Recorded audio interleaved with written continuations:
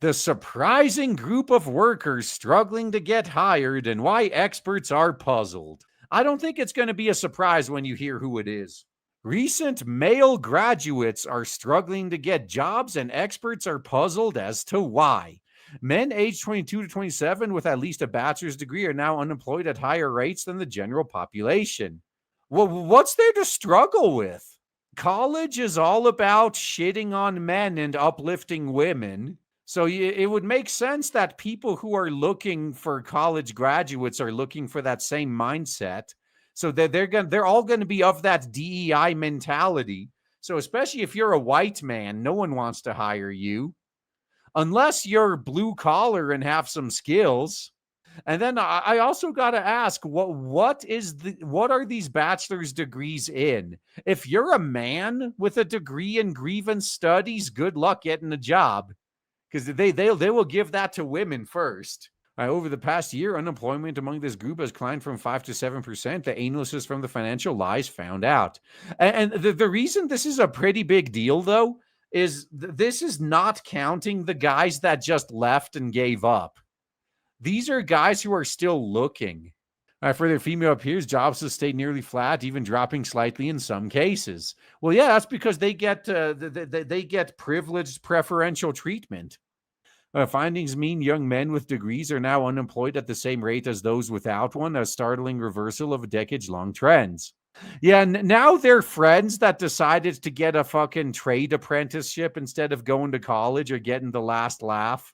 The narrative suggests that the unstoppable rise of AI is wiping out entry-level jobs in male-dominated fields such as computer engineering. But the FT's analysis found that hiring for software engineering and related roles has actually begun to rebound in recent months, leaving the cause of the slump unclear.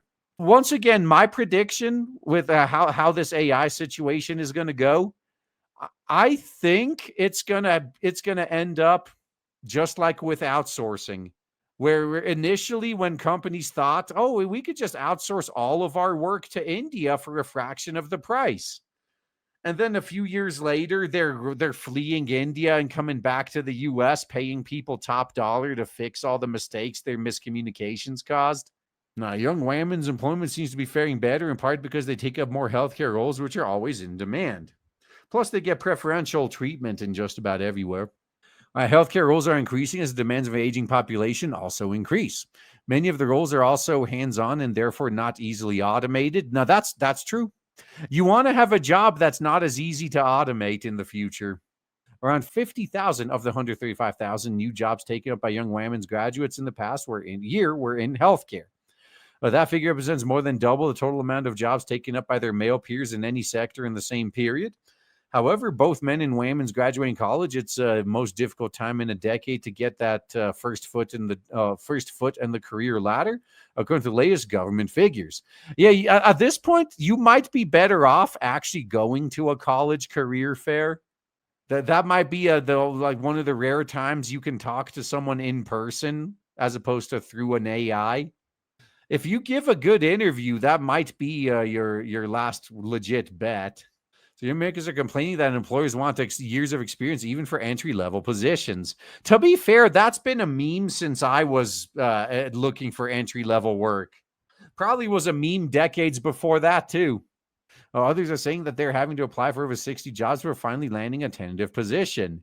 If you only have to apply for 60, I think you did pretty good. I mean, once you yourself did this, or you know someone who's fired off hundreds of applications without hearing anything back. Yeah, so complain again about how 60 is too much. Overall, national unemployment remains reasonably low, 4%. Yeah, that's because people have just stopped looking. But raised to 6.6% for new college graduates. Well, college graduates also have a reputation now as being snowflakes and HR ticking time bombs. So there is that. Figures show a rise from 6% unemployment rate for recent graduates the same time a year ago. It's part of a wider trend that has seen entry-level hiring fall by a staggering 17% since April current year, -6%. The bad news for graduates comes despite stronger than expected jobs report earlier this month, which indicated the labor market was holding steady amid the economic turbulence caused by Orange Man's tariffs. The left was saying that we were literally going to collapse because of this. That's weird. The economy added 139,000 jobs in May, above the Dow Jones estimate for 125,000. But despite the better than expected numbers, it was still a retreat in job growth for April, signaling remaining uncertainty about where the U.S. economy is headed.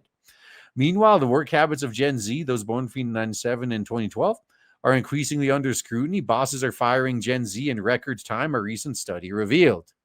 Now, when are they going to start firing their existing pool of activists, though? Like that's who's ultimately doing the most damage. So back in current year -6, when I got out of the army, I applied for 600 jobs, only got 3 interviews. And these people, after 60 applications, get a tentative position. And they're complaining.